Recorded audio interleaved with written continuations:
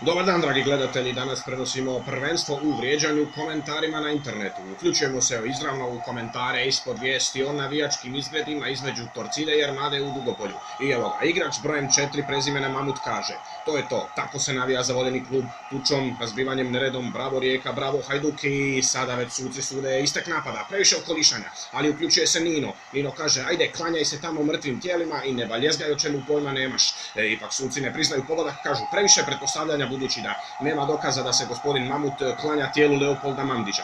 Ali sada se javlja Branko. Branko kaže: dakle, udruga Naš Hajduk je istjerala političara i mafiju koji su u zadnjih par godina stvorili 150 milijuna kuna duga, ali ipak suci sada sude istek napada. Ne trebaju nam informacije, hoćemo uvrede. Saša kaže: jebem ti majku sa mamicom skupa. Suci su malo zbunjeni, nije im jasna uvreda.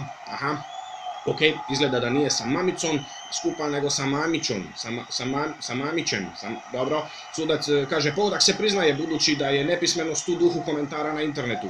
Sada se javlja Tihomir. Tihomir kaže: seri majmune drugdi, nemaš pojma budaletino. I to je priznat pogodak, ali ocjena 4 od 10 zbog manjka maštovitosti. Na kraju odgovara Željan gospodinu Mamutu, kaže: lipo ti piše u imenu Mamut, konjino retardirana.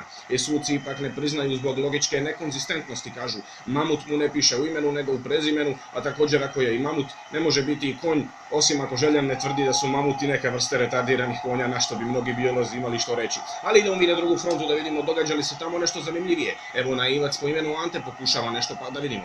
Može se svima stati na kraj, pa i huliganima, ali se nema političke volje. Političari koriste takve situacije, sada suci opet sude istek napada. Josip se javlja, kaže: eto, ti si nam objasnio gdje je problem. I prošlo je to pored vratnice, tek malo nejasnog sarkazma, nema dovoljno elemenata uvrede. Ali tu je Marko koji kaže: posudi komad štrika od susjeda, odi u štalu i objesi se debilčino stara. Dame i gospodo, kakav samo pogodak, koja divna kombinacija uvreda. Em ga naziva starim, em pretpostavlja da dotični ima štalu, em mu sugerira kako bi se trebao ubiti iako štrikom, jer čak nema niti konop u štali. Pa to je hat-trick, ljudi moji, hat-trick, ali tu ne stajemo. Marko nastavlja, kaže: i zaboravih ti jebat mater prdonjo stari i usput mršu pičku materinu. Marko je u šemi. Suci daju 10 od 10 dodatne bodove čak za korištenje aorista u uvredi.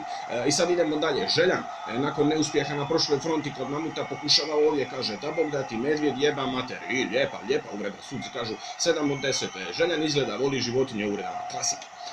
I za kraj Vedran govori: a moj Tuljane tuljavi, laka ti noć. I suci to ne priznaju, kaže: Tuljan se smatra relativno simpatičnom životinjom, a budući da je Tuljan, onda je i Tuljan, tako da je to malo redundantno isticanje od toga.